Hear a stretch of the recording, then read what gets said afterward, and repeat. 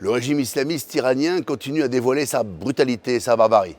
La semaine dernière, Mohsen Shekari, 23 ans, a été pendu pour avoir simplement participé aux manifestations qui secouent l'Iran depuis la mort tragique de Mahsa Amini en septembre dernier. Cette exécution fait suite à celle en début de semaine de Maïd Ressa Rahnavard, accusé sans aucune preuve d'avoir tué 2 agents du régime. Un régime qui, depuis la révolution islamique de 1978, rabaisse les femmes au rang de simples sujets, leur déniant le moindre droit à la liberté et la dignité. Nous ne pouvons qu'être admiratifs envers ces femmes iraniennes qui ont entraîné tout un peuple dans ce vaste soulèvement.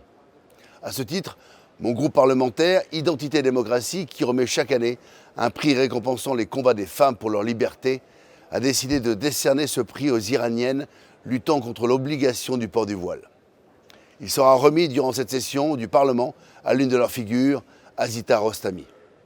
Quel contraste avec les positions en France des pseudo-féministes et des islamo-gauchistes chez LFI, chez les Verts ou même dans le gouvernement macroniste.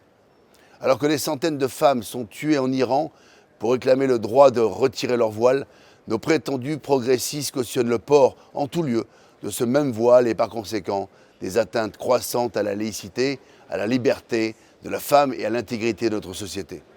Ces positions sont insupportables.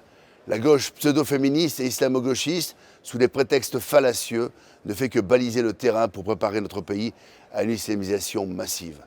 Elle est la fidèle exécutrice du mot d'ordre de l'ancien Premier ministre turc Erdogan.